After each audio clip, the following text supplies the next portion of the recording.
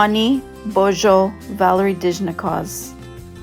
As I read this chapter, Get Girls in School, I thought about the cosmopolitanism and the feminist approach as we kind of went forward and started to research and search for why there is such differences in gender equality around the globe, and the impact that this has for girls and getting them into school. So when I think about it, I get really, really emotional because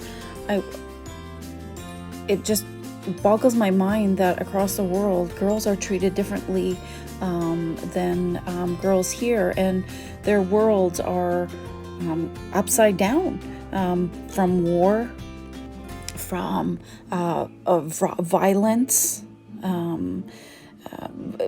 being impacted by illness with HIV and AIDS, gender-based violence, and all these roadblocks have really made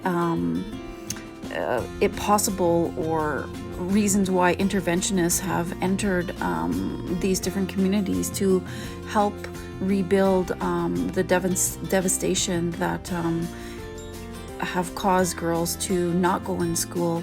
So they've initially started putting their money into it for building schools for girls and hoping that this is going to help them get them in school.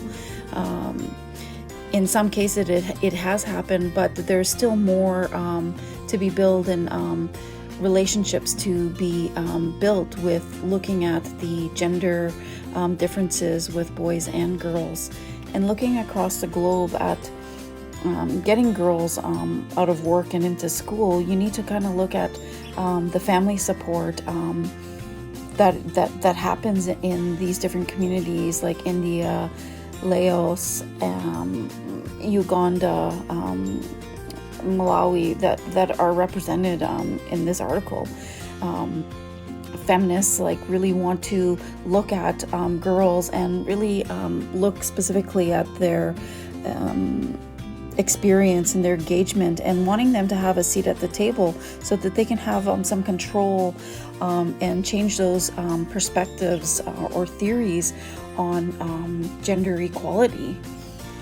Getting them in school and really seeing them shine with some of the successful things that have happened by making schools more affordable and making them safer for them, having good sanitation, and having curriculum that is relevant and up to date that helps them with their future goals.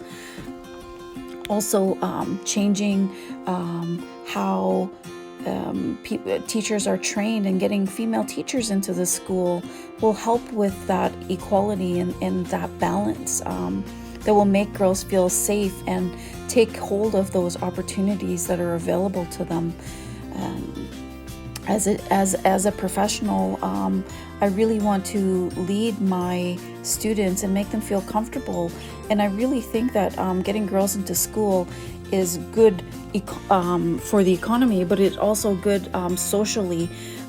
We want to make sure that we empower them so that they can do some amazing things.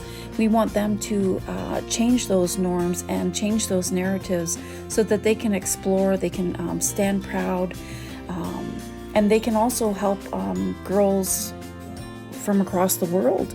I know for my girls, I really want them to think about traveling and seeing what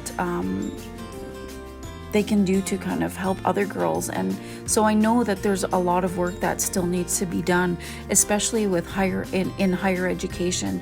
I know primary, the younger grades, there is a lot of success there, but we need those girls to continue from a young age and continue a lot longer so that they can really have those same opportunities and be social and build those relationships so that they can thrive I know for my own girls, I want them to know that they're accepted for who they are and what they want to do.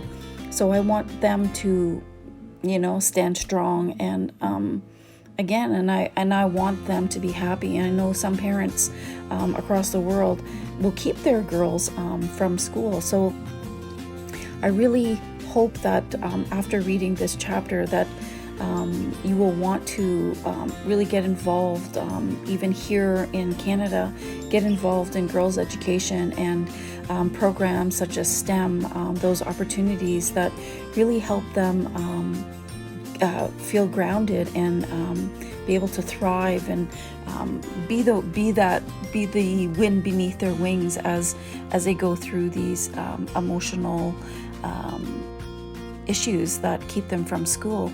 So some questions that I still had were, how in my classroom and can I encourage more global development and global citizenship?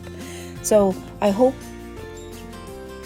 that kind of gives you an idea of chapter 7. Miigwech, and have a good night.